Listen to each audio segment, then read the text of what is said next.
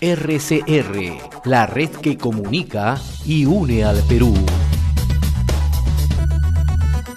Ya se encuentra con nosotros en nuestros estudios el ingeniero Fernando Elí Valdés Nolasco. Él es miembro del Consejo Directivo del Instituto de Ingeniero de Minas del Perú, es ingeniero de minas por la Universidad Nacional de Ingeniería, magíster en Administración Estratégica de Negocios por Centrum Católica, docente en la maestría de Regulación, Gestión y Economía Minera de la Universidad Católica de Perú y se ha desempeñado como funcionario en distintas empresas líderes en minería. Qué gusto saludarlo, le agradezco la gentileza y la visita. Muchas gracias, buenos días a todos los radioescuchas.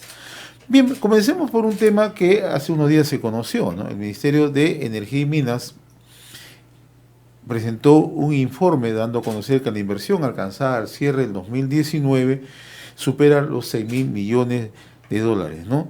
Entonces cabe hacerse una pregunta, ¿es el mejor escenario que tenemos o de una u otra manera se pudo haber alcanzado mejores resultados?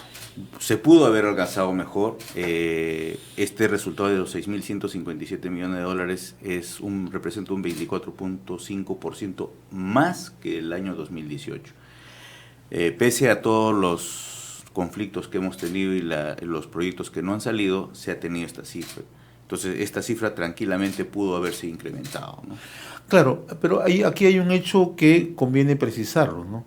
No hay proyectos nuevos, ¿no? Todos los proyectos han venido generándose ya de años atrás, ¿no? Así es. Son ampliaciones, ¿no? Que se han registrado en muchos de los proyectos, además, ¿no? Efectivamente, cabe destacar que la maduración de un proyecto minero toma años, no es de la noche a la mañana.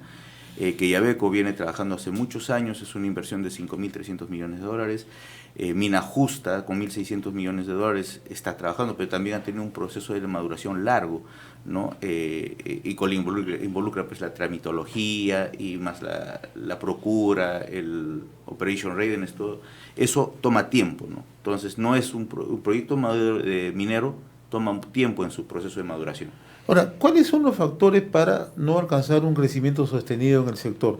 Le hago esta interrogante por un tema muy puntual. Los dos últimos ministros, el ministro Ismoes y el recientemente renunciante Juan Carlos Liu, han mostrado a la opinión pública una cartera de proyectos, ¿no? Tenemos proyectos por encima de los 20.000 millones de dólares, ¿no? Pero hay una realidad. Los proyectos no se están concretando, ¿no? Y no miramos en el corto plazo ni en el mediano proyectos que puedan cristalizarse, ¿no? O sea, ¿qué factores influyen desde su punto de vista?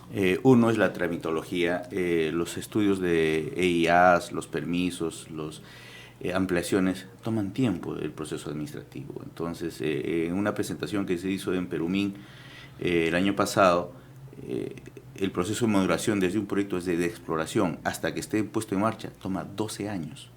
Y gran parte de ello es por el tema de la tramitología, las evaluaciones de impacto ambiental, la licencia social. Entonces esos van retrasando el proyecto. Entonces, en 12 años el concepto de económico cambia, ¿no? Porque un inversionista dice, voy a invertir hoy día, digamos, 1.000 millones y de aquí a 12 años recién voy a comenzar a ver su retorno, ¿no? Entonces eso es lo que está demorando y nos hace perder competitividad a nivel de Latinoamérica. Ahora, ese mismo informe de Macroconsul que usted cita, que fue presentado el año pasado en Perumín, también da cuenta ya los factores de carácter político-social, ¿no? Exacto.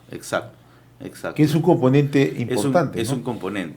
Claro, es que el problema es que a las empresas las dejan solas para ver el tema social, cuando debería irse acompañado directamente con el Qué Estado. interesante lo que usted plantea. Estamos conversando con el ingeniero Fernando Elí Valdés Nolasco, miembro del Consejo Directivo del Instituto de Ingeniero de Minas del Perú.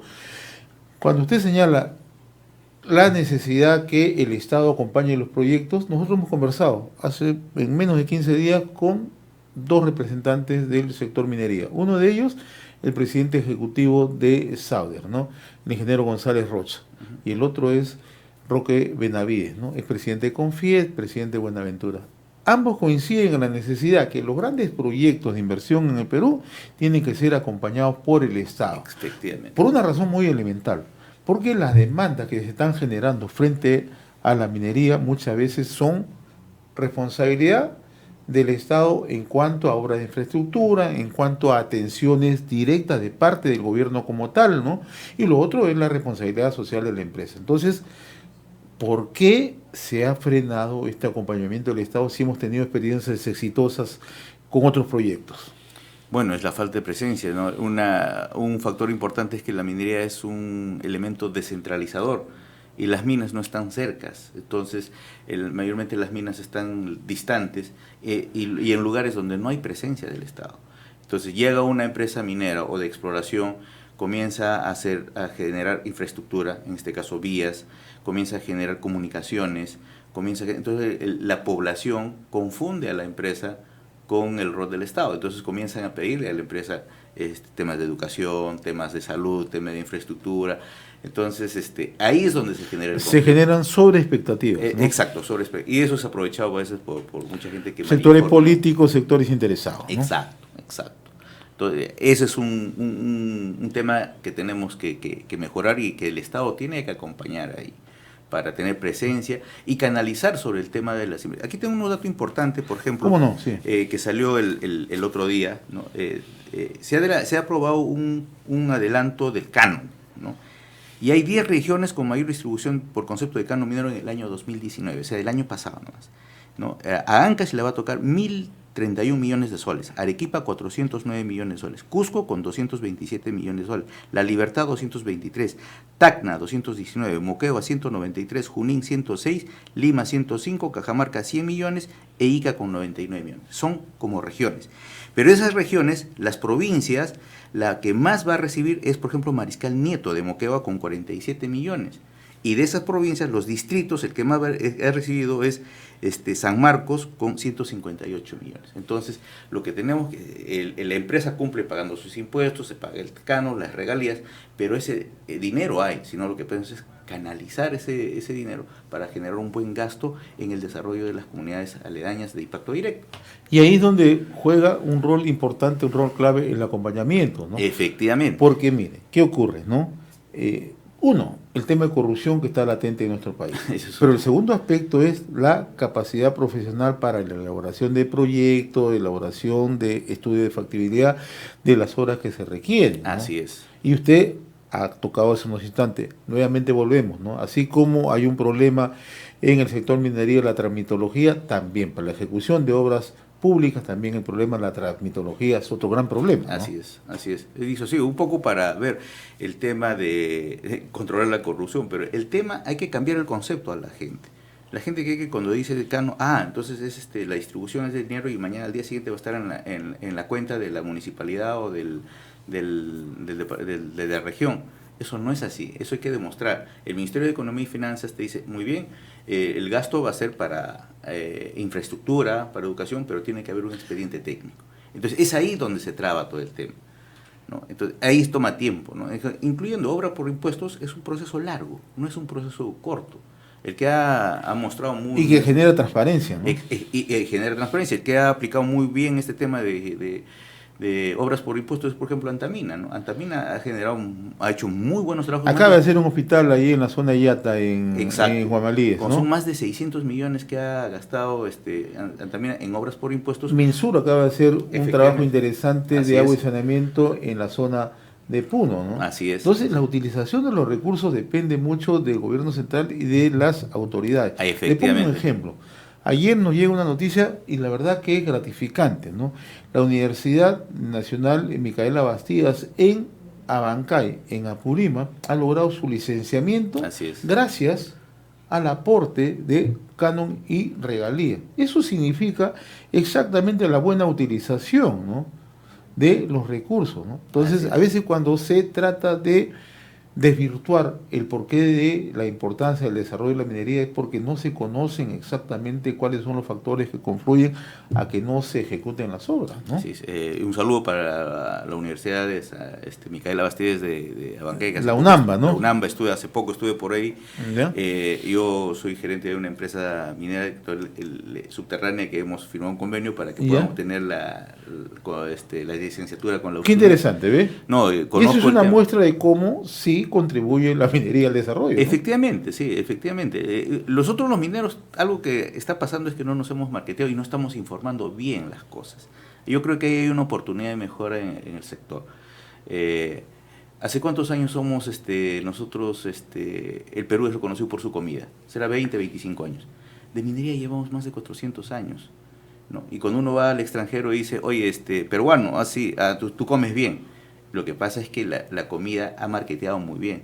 Pero si nosotros los mineros marketeáramos el tema de un celular, hay más de 104 minerales, entre tierras raras y todo, entonces el concepto va cambiando. Entonces el Perú es minero, tenemos que reconocerlo. Aporta más del 58.3% en las exportaciones. Entonces, es el pilar sólido para el crecimiento del país. Estamos conversando con el ingeniero Fernando Elí Valdés Nolasco, miembro del Consejo Directivo del Instituto de Ingenieros de Minas del Perú. Tengo que preguntarle sobre el escenario internacional, ¿no? ¿Cómo no? Porque de una u otra manera no estaba previsto ese escenario que se está presentando por el tema del coronavirus, ¿no? Considerando que China es el principal comprador de metales en el mundo, ¿no? O sea, ¿qué tanto nos puede afectar y cómo debemos prepararnos? Bueno, el tema del coronavirus ha sido ya un agravante, porque anterior a eso ya China también comenzó ya con el tema de las regulaciones ambientales. Así es.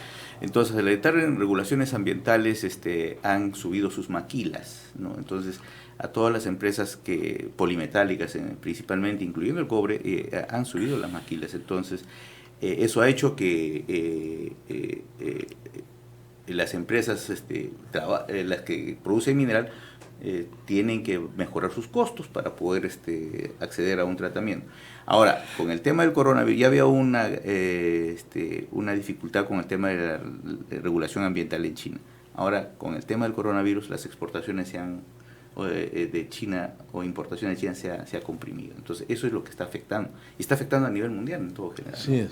Entonces, un tema de salud increíble, cómo afecta tremendamente la economía. Entonces, hay que China estornuda y a nosotros nos da pues una pulmonía, ¿no? Ese es el tema. Ahora, el otro tema, ingeniero Valdés, está referido al tema del factor confianza país, ¿no?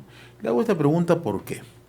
Porque las recientes declaraciones del presidente Vizcarra sobre el tema Tía María, de una u otra manera, han tenido un efecto, ¿no?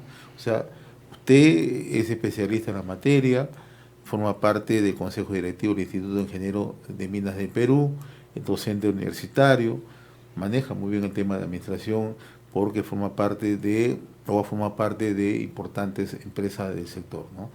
¿Cómo gravita una declaración de esta naturaleza con un proyecto que de otra manera se ha ido madurando con el tiempo, ha ido trabajando, puede tener probablemente algunas contingencias, pero era necesario que el propio gobierno de una otra manera contribuya justamente o coadyuve a que el proyecto salga adelante? Sí, efectivamente yo creo que fue una declaración un poco adecuada. El mismo Sauer ha dicho, Tía María va a salir siempre y cuando se den las condiciones sociales adecuadas para seguir con el proyecto adelante. Yo creo que el rol del gobierno hubiera sido buscar un poco esos puentes de diálogo, de llegar a un consenso para poder arrancar el proyecto. Y ahí volvemos al tema, ¿no? El acompañamiento del Estado. Exacto, ¿no? Entonces, ahí el Estado tiene que asumir un poco más de responsabilidad y cargarse al hombro, ¿no? Y sacar adelante conjuntamente con la empresa, porque la inversión es de la empresa privada, no es del Estado, ¿no? Y está generando desarrollo, y va a generar desarrollo, ¿no? Eso es por un lado, ¿no? El otro es el tema de la conflictividad, ¿no? Así es. El año 2018 y 2019 hemos visto lo que está ocurriendo en el corredor minero del sur, ¿no? Que comprende Apurímac, Cusco, Arequipa, Puno, ¿no? Todo el corredor. Paralizaciones constantes, protestas, sobreexpectativas, etcétera, etcétera. El gobierno ha conformado una comisión de alto nivel, hay una comisionada especial, pero persisten los problemas y ahora estamos en una situación de una declaratoria de emergencia en 2 distritos colindantes justamente al corredor, ¿no? ¿Qué tanto afecta esto en la confianza país? Uy, tremendamente, porque recuerda que el movimiento del corredor de minero es fuerte porque por ahí sale la vía principal del producto final de las bambas. Y hoy ahí las reglas no están claras, hay mucha expectativa de las comunidades, ¿no? Entonces, el Estado debería hacer un proceso de comunicación adecuada con la gente para que entiendan que no es solamente bloquear. El tema de las expectativas de las comunidades es, si es que tú no me haces caso o no reclamo, o yo creo que va a ser así, te bloqueo. Y yo creo que eso es donde el Estado ahí tiene que jugar un rol importante en informar a la comunidad, ¿no?, adecuadamente. Hay un tema incluyendo de idiomas, porque son quechua hablantes, entonces hay que hacer un trabajo muy fuerte de comunicación para que ellos entiendan el valor que genera ese corredor minero. Lamentablemente, pues ahí todavía no tenemos, el Estado todavía no tiene cierta presencia, y las personas que van a negociar no conocen el proceso. Ese es otro tema importante. Uno, para negociar, tiene que conocer el proceso. Ahí yo creo que hay un rol importante de la PCM, ¿no?, de enviar gente que realmente conozca el proceso, haga entender el proceso a las comunidades, y recién de ahí tomar acuerdos. Cuando se toman acuerdos pensando o suponiendo que deben ser así las cosas, ahí es donde se malinforma y genera desconfianza, porque el comunero entiende y genera expectativas y luego, pero no me dijeron así, ¿no? Entonces ahí es donde surge se quiebra el diálogo y generan estos conflictos. Ahora, eso por un lado, ¿no? O sea, un nivel de comunicación adecuada, ¿no? Pero si nos encontramos en la otra vereda, ¿cómo se desinforma o cómo se manipula, ¿no? También hay otro tema. Ese es el otro factor que también no se analiza. Es un agravante, sí. Hay otro agravante donde malinforman y les generan otras expectativas. Y se aprovechan de ellos también, ¿no? Se aprovechan de ellos porque comienzan a pedir unas sumas exorbitantes y luego le dicen dame un porcentaje a mí y se dividen. Entonces es un tema muy complicado. Ahora, y no solamente está dañando a las empresas que están operando en la zona, sino también a los proyectos de exploración que se están registrando, ¿no?, en estos momentos, ¿no? Sí, pero mira, acá hay un tema importante en lo que mencionan. Si bien es cierto, las empresas mineras y las de exploración son las directamente afectadas, las comunidades. Pero la comunidad, son los emprendedores, el hotel, el restaurante, muchas empresas pequeñas son afectadas y hasta cierto punto quiebran porque no pueden soportar pues una paralización. Hace 2 días conversábamos con Paola Bustamante, la alta comisionada, y nos explicaba ese detalle, ¿no? Claro. Que toda esta paralización, todos estos bloqueos, gran parte de la afectación va para los comuneros, va para los agricultores que están en las zonas colindantes, ¿no? Claro, hay una afectación directa con las empresas por el transporte de minerales, por todas las condiciones que se generan, ¿no? Pero colateralmente afecta a miles y miles de personas, ¿no? Y es más, el impacto que hay con las empresas de servicio. Aquí tengo una información, por ejemplo, sí. Mira, hay una información interesante acá.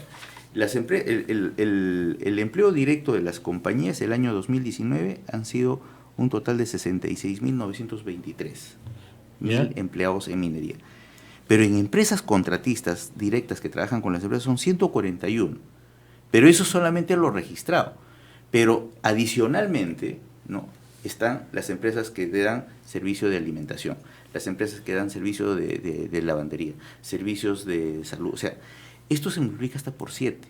Entonces, el impacto de una paralización en una labor minera afecta por 7 veces a toda la economía del país. Y ahí están donde nos genera pérdidas y lo tanto perdemos competitividad a nivel nacional, ¿no?, e internacional también. Ese es el gran problema. Ahora, ¿cómo está observando? Estamos ingresando a un proceso de elecciones presidenciales en 2021, ¿no? En estas circunstancias, ¿cómo avisora, cómo observa nuestra minería? Bueno, yo creo que los mineros siempre somos optimistas y yo realmente hago votos porque este Congreso facilite las cosas, ¿no?, o al menos ponga las reglas claras o aperture el diálogo para tener una mejor a pesar de la fragmentación que tiene a pesar de la fragmentación, ¿no?, a pesar de la fragmentación, pero yo creo que ahora ya no va a haber una oposición férrea, sino al menos van a tener que dialogar o negociar entre las bancadas para poder tener un desarrollo del país, ¿no? Ingeniero, la verdad que ha sido sumamente grato conversar con usted. Voy a invitarlo en una próxima oportunidad para seguir desarrollando estos temas, ¿no? Con gusto. Creo que lo más importante en todo esto es informar, ¿no?, dar a conocer, ¿no?, y sobre todo transparentar cada uno de los procesos que se llevan adelante, ¿no? Así es. ¿Por qué? Porque también estamos asistiendo, como le mencionaba hace un instante, a acciones que lo que muchas veces hacen desacreditar, pero sin ni el menor rigor técnico, ¿no? Porque muchas veces se habla y se dice, ¿no? Hay riesgos de contaminación, ¿no? Cuando eso no existe, ¿no? No existe, así es. Entonces, y muchas veces no se llega al rigor técnico o la información profesional que corresponde, ¿no? Entonces, todo esto es un trabajo que creemos paulatinamente se tiene que ir informando, dando a conocer, ¿no? Y que las poblaciones además conozcan no solamente los beneficios, sino las condiciones de desarrollo que van a tener hacia adelante, ¿no? Que es un factor primordial, ¿no? Así es, así es. Informar a la población pues que la contaminación no solamente la genera, hay una contaminación natural. Así es. Los Andes están llenos de minerales, entonces llueve, la oxidación, el oxígeno, todo hace que haya... Son terrenos mineralizados. Exacto, ¿no? Entonces en la medida que el agua va escurriendo se va contaminando, va arrastrando minerales, va generando, cambiando su pH, ¿no? Entonces, a la larga, pues un buen ejemplo son los auquénidos que viven en las alturas. Usted le revisa los dientes y tienen caries, pero no es porque ellos no se laven, ¿no? Claro. Sino porque el agua que beben tiene un cierto pH ácido, entonces obviamente eso les perjudica a los dientes, ¿no? Entonces, pero hay un tema mucho que hacer en el tema de información a la población, ¿no? Para cambiar ese tema. Hay que conversar bastante. Yo le agradezco, como siempre, la amabilidad de habernos visitado, ingeniero Fernando Elí Valdés Nolasco, miembro del Consejo Directivo del Instituto de Ingenieros de Minas de Perú, ingeniero de Minas de la Universidad Nacional de Ingeniería, magíster en Administración Estratégica de Negocios por Centrum y además docente en la maestría de Regulación, Gestión y Economía Minera de la Universidad Católica del Perú. Muchas gracias por la visita. Muy agradecido, muchas gracias, es una nueva oportunidad. RCR, la red que comunica y une al Perú.